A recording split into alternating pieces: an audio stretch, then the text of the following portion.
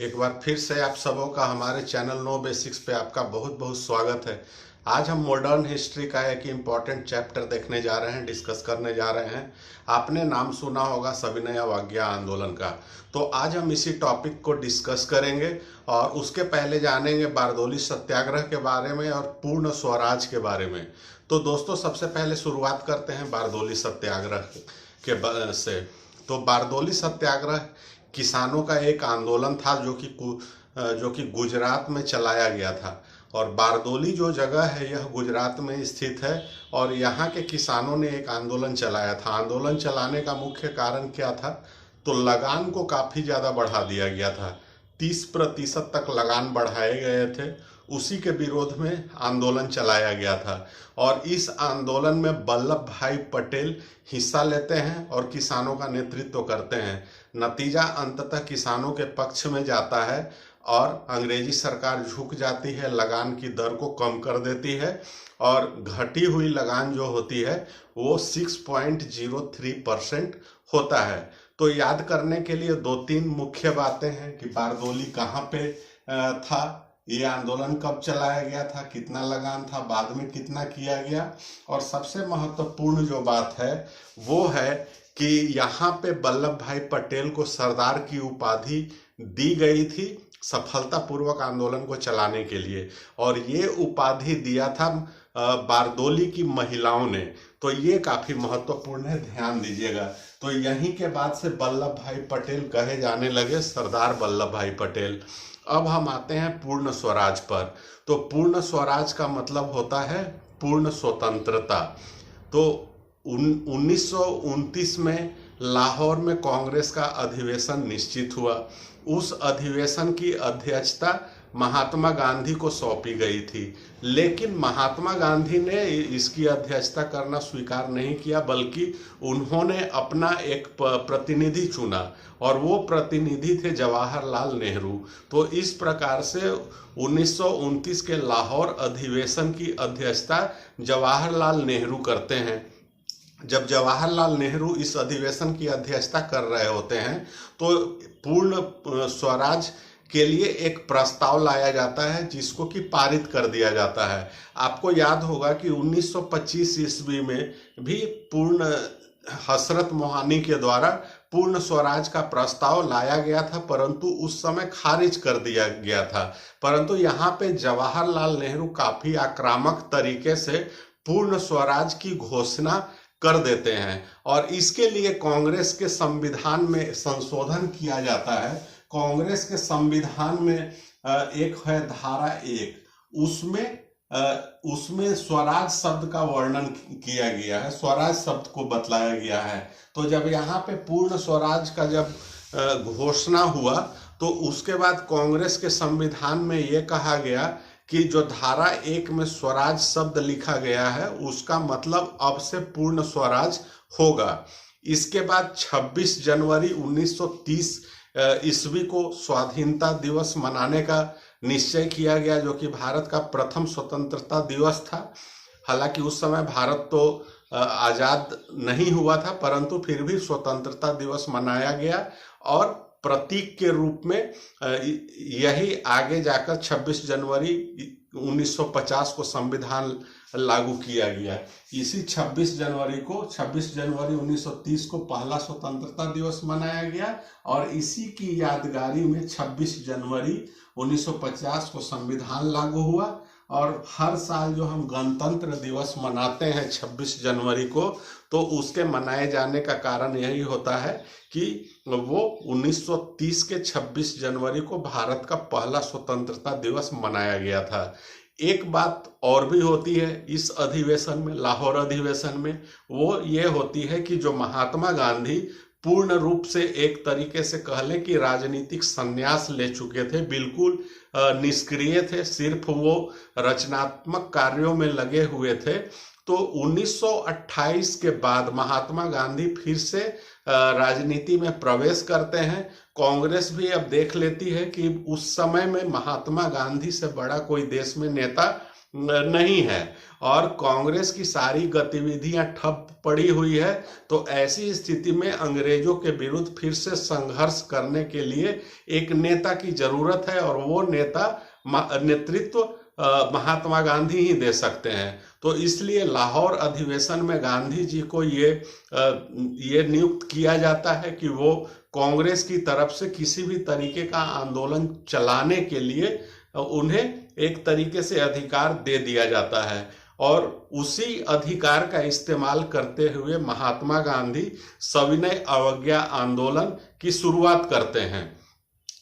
और भी कुछ कारण थे, और कौन कौन से कारण हो सकते हैं? तो एक जो बहुत बड़ा कारण था कि 1930 ईस्वी में आपको पता होगा कि पूरे विश्व के पैमाने पे एक मंदी आई थी, आर्थिक मंदी। उस आर्थिक मंदी का प्रभाव भारत पर भी पड़ा था। महंगाई काफी ज्यादा बढ़ गए थे, सारे सामान महंगे हो गए थे, और बहुत सारे सामान ऐसे थे जो कि आम आदमी की पहुंच से बाहर हो गए थे। तो ऐसी स्थिति में अंग्रेजी सत्ता के विरुद्ध भारतीयों में, आम भारतीयों में एक आक्रोश था, क्योंकि महंगाई बहुत ज्यादा है। अब आज के समय में भी आप देखते होंगे कि जब महंगाई ज्यादा होती है, जैसे प्याज महंगी हो जाती है, कभी टमाटर महंगी हो जाती है, अभी तो आलू भी महंगी हो गई है, 40 रुपए किलो तक आलू मिल रहे हैं। तो आम लोगों में क्या है, सरकार के प्रति एक गुस्सा है। तो इसी तरीके से उस समय आम लोगों में गुस्सा था। तो इसी चीज का लाभ उठाना चाहते हैं हमारे कांग्रेसी नेता, और वो अपने पक्ष में, भारत के पक्ष में अपना फायदा उठाना चाहते हैं। और ये निर्णय लिया जाता है कि अंग्रेजों के विरुद्ध एक आंदोलन चलाया जाएगा। अब इसकी शुरुआत कैसे होगी? कोई भूमिका होनी चाहिए, कोई कारण होना चाहिए। तो इसके लिए सबसे पहले महात्मा गांधी क्या करते हैं कि अपने न्यूज़पेपर यंग इंडिया में 30 जनवरी 1930 को एक लेख लिखते हैं, और उस लेख में सारी चीजें वो एक तरीके से अपनी रखते हैं। लेख में भारतीयों की मांग को रखते हैं, अंग्रेजी सरकार से क्या भारतीयों की उम्मीद है, इस पर एक विस्तार से लेख लिखते हैं। उसके बाद 2 मार्च को वायसराय लॉर्ड इरविन को एक पत्र लिखते हैं, और उस पत्र में अपनी 11 सूत्री मांगे रखते हैं। 11 सूत्री मांग का मतलब है कि कुल 11 मांगे रखी गई थी उस पत्र के माध्यम से।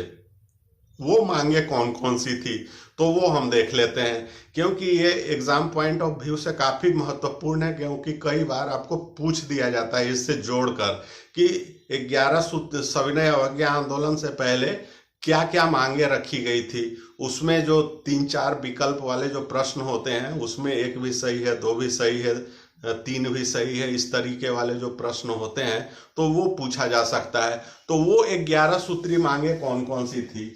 तो 3 तो याद रख सकते हैं बहुत आसानी से, लगान, सैन्य खर्च और वेतन।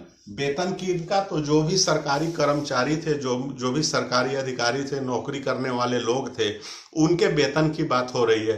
तो इन तीनों को 50% घटा देने की मांग रखी गई। किसका? तो लगान अर्थात टैक्स का। उसके बाद सैन्य खर्च, सेना पे जो खर्च किए जा रहे हैं उस पर, और अधिकारियों कर्मचारियों के जो वेतन है वो 50% घटाने की मांग की गई। उसके बाद नमक कर को समाप्त करने की मांग की गई।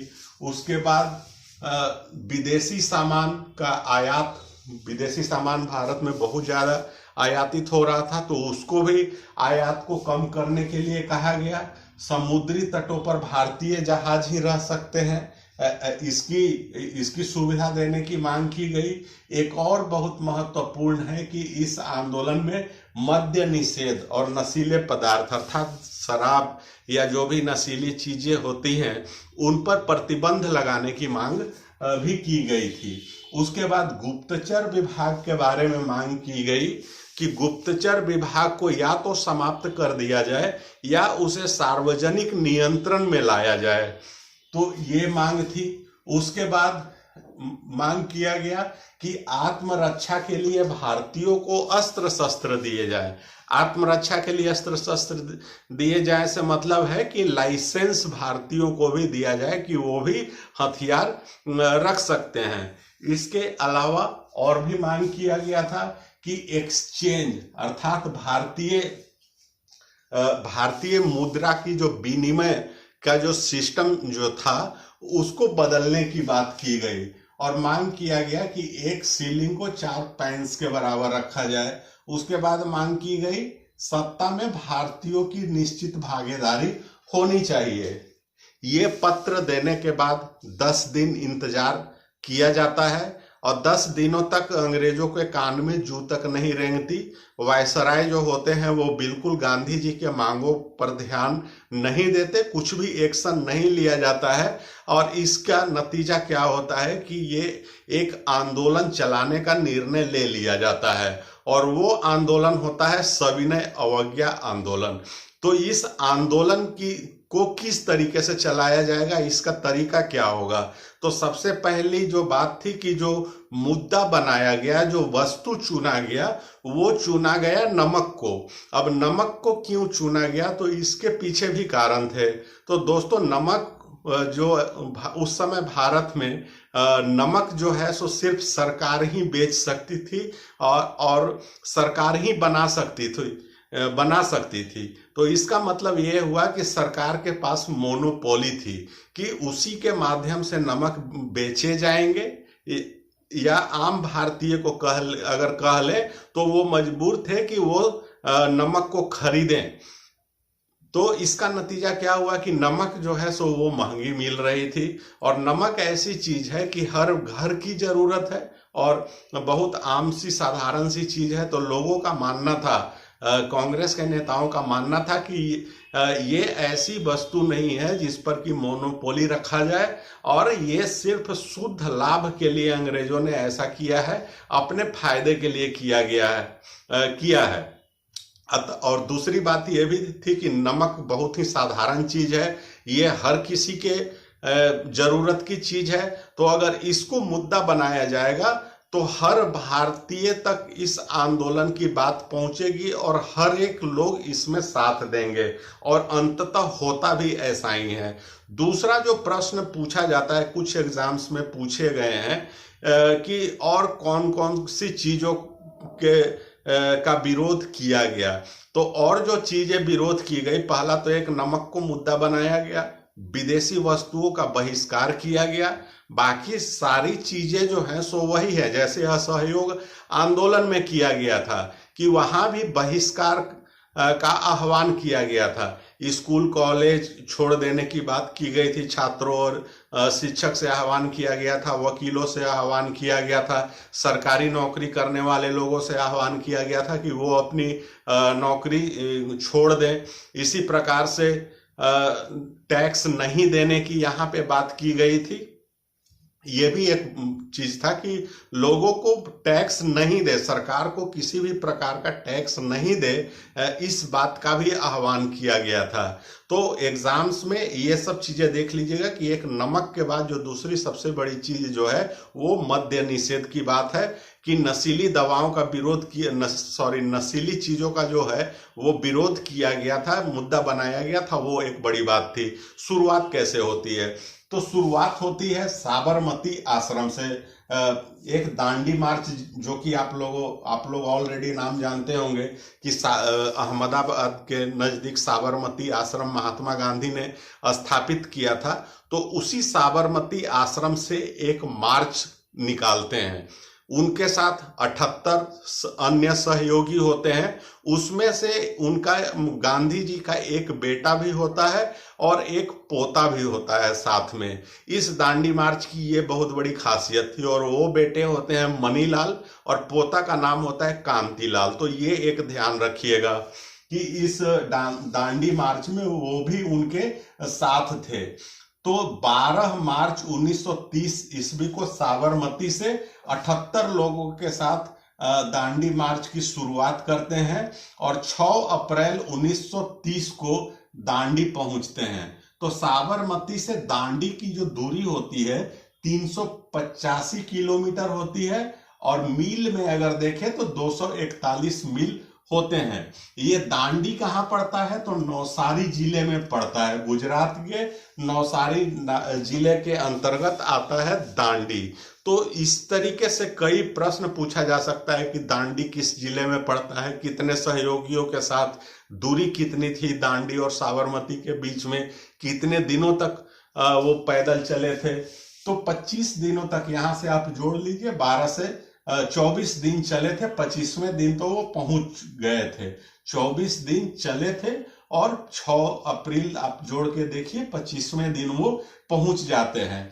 इनके इस दांडी मार्च के बारे में सुभाष चंद्र बोस ने कहा कि ये नेपोलियन का पेरिस मार्च, फ्रांस का शासक था नेपोलियन, आप जानते हैं। तो नेपोलियन ने सत्ता ग्रहण करने के लिए एक मार्च किया था, उसे पेरिस मार्च के नाम से जाना जाता है। उसी तरीके से मुसोलिनी ने भी सत्ता हासिल करने के लिए एक मार्च किया था, जिसे कि रोम मार्च के नाम से जाना जाता है। तो सुभाष चंद्र बोस ने दांडी मार्च को इन दोनों से, पेरिस मार्च और रोम मार्च से तुलना की। जवाहरलाल नेहरू ने इसके बारे में कहा कि नमक शक्ति का प्रतीक बन गया। नमक जो है वो शक्ति का प्रतीक बन गया। शुरू में जब महात्मा गांधी ने लेटर दिया था और जब मांगे अपनी रखी थी, तो अंग्रेजी सरकार ने बिल्कुल इस पर ध्यान नहीं दिया था। और कई जो अंग्रेजी अखबार थे, जब इन्होंने अपने नमक सत्याग्रह का या सविनय अवज्ञा आंदोलन की रूपरेखा जब रखी थी, तो कई जो अखबार है वो गांधी के इस कदम को की हंसी उड़ाई थी। और उन्हें लगता था कि इस आंदोलन का बिल्कुल फर्क नहीं पड़ेगा, वो अब एक मार्च कर रहे हैं तो करें, वो पद यात्रा कर रहे हैं करें। लेकिन होता क्या था कि जब मार्च शुरू हुई 78 लोगों के साथ साबरमती से, महात्मा गांधी को लेकर टोटल 79 हो गए, 78 अन्य लोग थे, उनके सहयोगी लोग थे। तो शुरू में क्या हुआ कि रास्ते से वो चल रहे हैं, जा रहे हैं, तो जितने गांव पड़ते थे, शहर पड़ते थे, वहां पर रुककर जनसभाओं का भी वो एक आयोजन होता था। और उन जनसभाओं को, आम जन को लाने में सबसे बड़ा योगदान होता था सरदार वल्लभ भाई पटेल का। तो महात्मा गांधी वो भाषण देते थे, हर एक जगह लोगों को संबोधित करते थे। तो कहते हैं कि वो कारवां जो 79 लोगों से शुरू हुआ था और ये दांडी पहुंचते पहुंचते लाखों की संख्या में कन्वर्ट हो गई थी। और जैसे जैसे पद यात्रा बढ़ती जाती है, अंग्रेजी सरकार हिलना शुरू हो जाती है। उन्हें जिस चीज का, जो कि गुप्तचर ब्यूरो ने उनका इसके बारे में इस तरीके की खबर नहीं दी कि इस पद यात्रा से क्या हो सकता है, किसी पुलिस अधिकारी ने कोई आशंका व्यक्त नहीं की थी। लेकिन देखते देखते वो एक इतना बड़ा जन आंदोलन का रूप ले लिया कि अब ये चीजें अंग्रेजी सरकार के नियंत्रण से बाहर हो गई। अब होता क्या है, दांडी पहुंचते हैं 6 अप्रैल को, और वहां पे समुद्री फेन से जो नमक बनाना होता है, मुट्ठी भर वो नमक उठाते हैं और उस प्रकार से नमक बनाकर नमक कानून को तोड़ते हैं। तो नमक कानून था जिसके अंतर्गत कि वो नमक जो है सो सिर्फ अंग्रेजी सरकार ही बना सकती है और दूसरा कोई नमक नहीं बना सकता है, ये कानून था। तो अगर दूसरा कोई व्यक्ति नमक बनाता है तो ये कानून का उल्लंघन है। तो यही जो है सो मुख्य बात थी। अब एक बात और महत्वपूर्ण है कि इस एक वेब मिलर नाम के अमेरिकन पत्रकार होते हैं। तो वेब मिलर महात्मा गांधी के साबरमती आश्रम में भी रुकते हैं और वो पूरे सविनय अवज्ञा आंदोलन को कवर करते हैं। जैसे पत्रकार लोग किसी भी घटना को कवर करते हैं और उसके बारे में जानकारी और सूचना देते हैं, तो उसी प्रकार से वेब मिलर जो है वो इस आंदोलन को कवर कर रहे होते हैं और सारी चीजें वो बतलाते हैं। और उसका नतीजा क्या होता है कि विदेशी जो मीडिया थी, विदेशी जो पत्रकार थे, उसमें सारे विदेशी मीडिया में महात्मा गांधी धीरे धीरे छा जाते हैं। अमेरिका के अलग अलग अखबारों में, उसके बाद टाइम्स में, इंग्लैंड के जो अलग अलग अखबार है। तो इस प्रकार से एक बहुत बड़े हीरो बनकर उभरते हैं महात्मा गांधी। उसके बाद सविनय अवज्ञा आंदोलन जो है, यहाँ पे एक बात और है कि कहीं कहीं एग्जाम में पूछा गया है कि सविनय अवज्ञा आंदोलन की शुरुआत कब हुई। तो दोस्तों यहाँ पे एक ध्यान रखिएगा, अधिकतर लोग जो हैं सो वो टिक मारते हैं कि इसको 12 मार्च को शुरुआत हुई, कि 12 मार्च 1930 को सविनय अवज्ञा आंदोलन की शुरुआत हुई। तो ये गलत आंसर है। सविनय अवज्ञा आंदोलन की शुरुआत हुई 6 अप्रैल 1930 को यहां पे शुरुआत हुई। जब पहले पद यात्रा किया जा रहा था, उस पद यात्रा का किसी तरीके से विरोध नहीं हुआ था, अंग्रेजी सरकार ने भी विरोध नहीं किया था, इस पर किसी तरीके की रोक भी नहीं लगाई गई थी। लेकिन आंदोलन की शुरुआत कब हुई? जब गांधी जी ने नमक बनाया और कानून को भंग किया, तो वहां के बाद से आंदोलन शुरू हुआ। तो उससे कहा जाता है सविनय अवज्ञा आंदोलन। यहाँ ये मात्र दांडी मार्च था, पद यात्रा थी। आंदोलन की शुरुआत हुई 6 मार्च 1930 को। तो ये ध्यान रखिएगा। इस आंदोलन की एक और बड़ी खासियत थी कि इसमें महिलाओं ने पहली बार बढ़ चढ़कर हिस्सा लिया, और ये पहला आंदोलन था जिसमें महिलाएं भी भाग लेती हैं। और महिलाओं को भी आंदोलन से जोड़ने का सुझाव दिया था कमला देवी चट्टोपाध्याय ने। तो कमला देवी चट्टोपाध्याय का नाम भी काफी महत्वपूर्ण है, और इन्हीं की सलाह पर महात्मा गांधी राजी होते हैं महिलाओं को आंदोलन के साथ में जोड़ने का। और महिलाएं जब आंदोलन में शामिल होती है तो अंग्रेजी सरकार और भी उनके समझ से बाहर हो जाती है कि आंदोलन को किस तरीके से रोका जाए, क्योंकि महिलाओं को नियंत्रित करना ज्यादा कठिन है। महिलाओं पे आप आसानी से जल्दी से कोई आप लाठी चार्ज नहीं कर सकते, कोई हिंसक कार्रवाई नहीं कर सकते। तो ये सारी चीजें थी। तो महिलाएं जब शामिल होती हैं इस आंदोलन में, तो वो मुख्य रूप से जो शराब की दुकानें हैं या जो नशीले पदार्थ जहां पे बिकते हैं वहां पे वो धरना देते हैं। कई जगह शराब की बोतलें कई दुकानों में फोड़ दी जाती है। तो इस तरीके की चीजें महिलाओं के द्वारा की जाती है। और महिलाओं के द्वारा मद्य निषेध से संबंधित इसमें जो आंदोलन चलाया गया था, सबसे बड़े पैमाने पर दिल्ली में चलाया गया था। ये एक ध्यान रखिएगा कि वहां पे महिलाओं ने मद्य निषेध का बहुत ज्यादा विरोध किया था। विरोध का तरीका, अच्छा यहाँ पे एक बात और बतलाना चाहूंगा कि आंदोलन की जब शुरुआत हुई थी तो उसके पहले महात्मा गांधी ने बहुत ही स्ट्रिक्टली कहा था कि आंदोलन को हिंसा में किसी भी शर्त पे बर्दाश्त नहीं करूंगा। अगर जहां कहीं भी अगर हिंसा हुई तो मैं फिर से आंदोलन को वापस ले लूंगा, जैसे कि असहयोग आंदोलन में किया जाता है। तो उन्होंने एक स्ट्रिक्टली वार्निंग दिया था। और यहाँ पे एक ये समय जो है, इसको आप देखिए कि ये समय है जब सुखदेव, राजगुरु और भगत सिंह पर फांसी की सजा हो गई थी, लेकिन उनके संबंध में किसी तरीके का डिमांड महात्मा गांधी ने नहीं रखा था, और कांग्रेस ने भी इसका डिमांड नहीं रखा था। इन्हीं चीजों का बहुत ज्यादा विरोध किया जा रहा था, या आम भारतीयों में या क्रांतिकारियों में कह लें तो इस बात का बहुत बड़ा रोष था कि महात्मा गांधी ने किसी प्रकार की मांग इस संबंध में नहीं रखी। जैसे कि 11 सूत्री मांगे रखी, तो उसमें से एक मांग ये भी रखा जा सकता था कि भगत सिंह, सुखदेव और राजगुरु के फांसी को टाल दिया जाए, लेकिन ऐसा नहीं किया जाता है। तो इसका विरोध किया जाता है। अब चलिए हम आगे आते हैं। तो विरोध का तरीका क्या होता है? तो नमक जो है वो सारे जगहों पे तो बनते नहीं है, वो समुद्र वाले स्थान ही होने चाहिए, समुद्र के फेन से, या बहुत ज्यादा से ज्यादा होगा तो जहाँ पे नमकीन मिट्टी मिलती है वैसी जगह पे बन सकता है नमक। तो नमक हर जगह नहीं बनाया जा सकता। तो आंदोलन को आगे बढ़ाने का तरीका क्या होता है? तो पहले तो गांधी जी ने ये ऐलान किया कि हर एक गांव में नमक कानून तोड़ा जाना चाहिए, नमक को एक प्रतीक के रूप में भी बनाया जाए। दूसरी चीजें हैं कि कई जगह पे वन कानूनों का उल्लंघन किया गया, जैसे महाराष्ट्र वाले इलाके में वन कानून जो थे उनका उल्लंघन किया गया।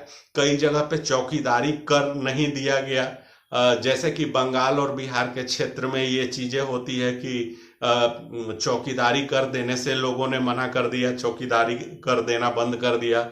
कई जगह लोगों ने लगान देना बंद कर दिया। तो इस प्रकार से चीजें आती है। उसके बाद वो तो आम चीज बात थी कि स्टूडेंट्स ने स्कूल जाना छोड़ दिया, शिक्षकों ने पढ़ाना छोड़ दिया, वकीलों ने अदालत छोड़ दी, कई लोगों ने अपनी नौकरियां छोड़ दी, और इस तरीके से वो आंदोलन में शरीक होते हैं। तो बहिष्कार किया जाता है। उसके बाद विदेशी वस्तुओं का बहिष्कार होता है बड़े पैमाने पे, जिसमें सूती वस्त्रों की होली जलाई जाती है और स्वदेशी अपनाने की बात की जाती है। तो ये इन सब तरीकों से जो है आंदोलन को आगे बढ़ाया गया। मद्य निषेध से संबंधित बतलाया कि सबसे ज्यादा महिलाओं ने मद्य निषेध से संबंधित अर्थात मद्य सेवन के विरोधी आंदोलन चलाया था महिलाओं ने। तो ये सारी चीजें हैं। उसके बाद एक और जो बात आती है इस आंदोलन से जुड़े हुए कि इसके साथ साथ में एक और आंदोलन चलते हैं, जैसे कि बिहार में एक नंगी हड़ताल किया गया था। छपरा जेल है, तो छपरा जेल के कैदियों ने स्वदेशी वस्तुओं की मांग के लिए उन्होंने क्या किए थे कि हमें स्वदेशी वस्तु उपलब्ध करवाया जाए, कैदियों के जो वस्त्र होते हैं। तो इस पर उन्होंने नंगी हड़ताल की थी कि ये विदेशी वस्त्र है, इसको मैं नहीं पहनूंगा। ये एक खासियत थी छपरा जेल बिहार की। तो ये देख लेंगे। तो और क्या क्या होता है? तो तमिलनाडु में राजगोपालाचारी, जो कि बाद में भारत के पहले भारतीय होते हैं, पहले और अंतिम जो कि गवर्नर जनरल बनते हैं, इन्हें राजा जी के नाम से भी जाना जाता है। तो इन्होंने भी दांडी मार्च की तरह एक मार्च किया था, और वो मार्च किया था त्रिचिन्नापल्ली से वेदारण्यम मार्च किया था। केरला में केलप्पन और माधवन ने नेतृत्व किया था, कालीकट से पय्यानूर तक की यात्रा की थी। और कर्नाटका में सेनीकट्टा में आंदोलन चलाया गया था। आंध्र प्रदेश में महिलाओं और नौजवानों ने हिस्सा लिया था। सरोजिनी नायडू आंध्र प्रदेश से ही आती है। उड़ीसा में कटक और भुवनेश्वर में आंदोलन चला था। असम में उस समय बंगाल का हिस्सा था, नोवाखोली से सिलहट तक मार्च निकाला गया था। बिहार में नरबास पिंड नाम का एक जगह है। यहाँ की खासियत क्या है कि नमकीन मिट्टी मिलती है, तो उसी नमकीन मिट्टी को नमक के प्रतीक के रूप में मुट्ठी भर उठाया गया था और नमक कानून को तोड़ा गया था प्रतीकात्मक ढंग से। और ये हुई थी 16 अप्रैल 1930 को।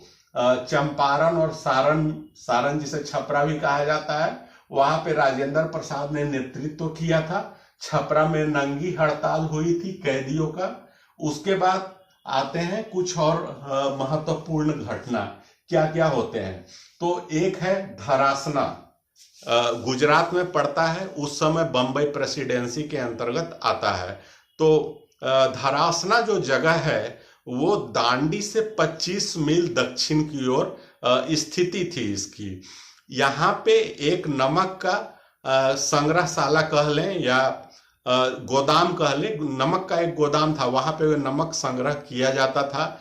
तो आंदोलनकारियों ने ये निर्णय लिया, खास करके गांधी जी ने ये निर्णय लिया, दांडी तक तो उन्होंने स्वयं मार्च किया था, दांडी मार्च किया था, वहां से वो आगे भी जाते हैं और धरासना पर वो ऐलान करते हैं कि अंग्रेजी सरकार हमारी मांगों को अगर नहीं मानती है तो हम धरासना के जो गोदाम है, नमक गोदाम है, उस पर हम हमला करेंगे। और ऐसा ही होता भी है, वो धरासना पर पहुंच जाते हैं और वहां पे आंदोलन किया जाता है और वहां पे नियंत्रण भी स्थापित कर लेते हैं, एक तरीके से कह लें कि धरासना के नमक गोदाम पे।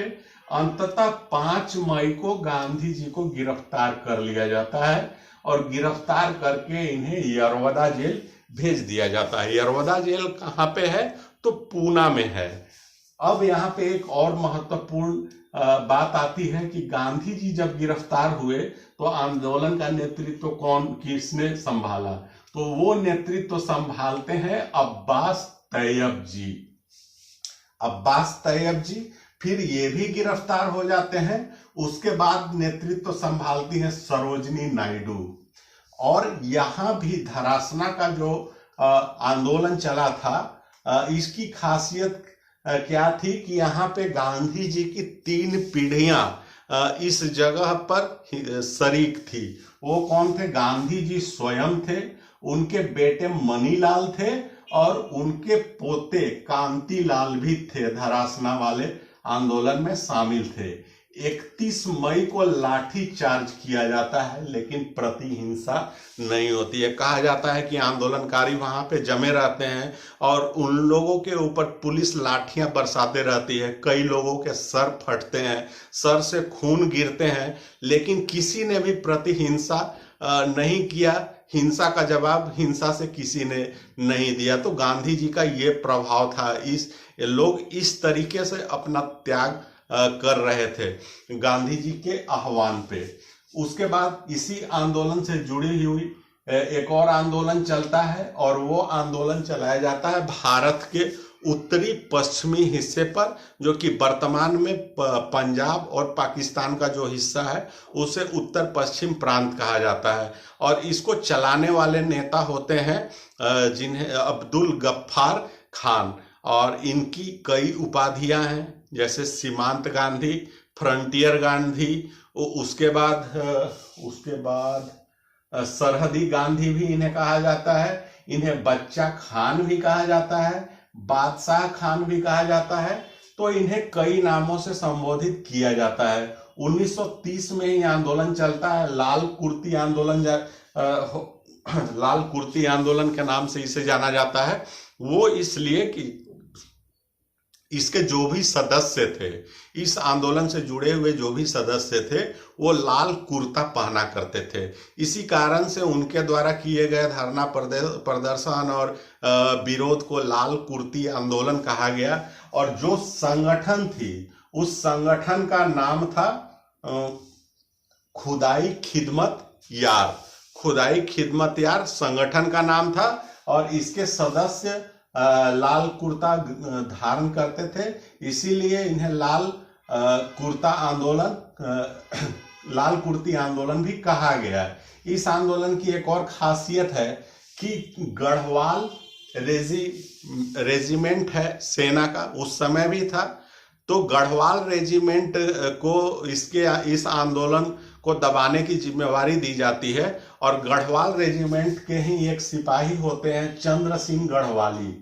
तो जब अंग्रेजी सरकार आंदोलनकारियों पर गोली चलाने का निर्देश देती है, तो ये चंद्र सिंह गढ़वाली जो है वो गोली चलाने से मना कर देते हैं और उनका साथ अन्य सिपाही लोग भी देते हैं। अंततः पूरी प्लाटून को ही सजा सुनाई जाती है। कई को जेल की सजा दी जाती है, कई तरीके की सजाएं दी जाती है। तो ये एक बहुत बड़ी खासियत थी। और सीमांत गांधी बहुत बड़े उनके नाम के साथ में अगर उपाधि में गांधी जोड़ा जा रहा है तो समझ लीजिए कि गांधी का वो दूसरा रूप है। सीमांत इसलिए कहा जा रहा है कि भारत की जहाँ पे सीमा समाप्त हो रही है उस जगह से वो बिलोंग करते हैं। 98 साल की उम्र में इनकी मृत्यु हुई थी और उसमें से 35 साल इन्होंने जेल में बिताया था। तो भारत के लिए वो बहुत संघर्ष करते हैं। उनकी मृत्यु पाकिस्तान में होती है, इनका जन्म भी पाकिस्तान में होता है, पेशावर में होता है इनका जन्म सीमांत गांधी का। और एक पख्तून होते हैं और ये एक बहुत लड़ाकू प्रवृत्ति के व्यक्ति होती है। एक खासियत इनकी होती है कि शुरू में इनके जो फादर जो थे वो सेना से जुड़े हुए व्यक्ति थे। तो सीमांत गांधी भी जो हैं वो एक बहुत लड़ाकू प्रवृत्ति के व्यक्ति होते हैं, लेकिन जब गांधी जी के प्रभाव में वो आते हैं तो बिल्कुल ही अहिंसक तरीके को अपना लेते हैं और उसी तरीके से आंदोलन को बढ़ाते हैं। अब हम आते हैं, देखते हैं उत्तर पूर्व के हिस्से में क्या हो रहा था। तो वहां पे जिया तरंग आंदोलन चलाया जा रहा था, सविनय अवज्ञा आंदोलन के तहत ही। North east of Manipur Nagaland का एरिया है और इसके नेता थे यदुनाथ। शुरू में ये आंदोलन जो है सो अहिंसक चलता है, लेकिन बाद में ये हिंसक रूप ले लेता है। अंततः यदुनाथ को गिरफ्तार कर लिया जाता है और उन्हें फांसी की सजा सुना दी जाती है और फांसी दे भी दिया जाता है। उनको जब फांसी दिया जाता है, गिरफ्तार किया जाता है, तो उसके बाद आंदोलन का नेतृत्व करती हैं उनकी चचेरी बहन, जिनका नाम है गाइंडेल्यू। और वो उस समय उनकी उम्र मात्र 13 वर्ष होती है। तो 13 वर्ष की उम्र में वो नेतृत्व करती है। अंततः उनको भी गिरफ्तार कर लिया जाता है और ये तब तक जेल में रहती है, मतलब आजीवन कारावास इनको सुनाया जाता है। और भारत जब आजाद होता है उसके बाद इनको भारत सरकार जेल से आजाद करती है।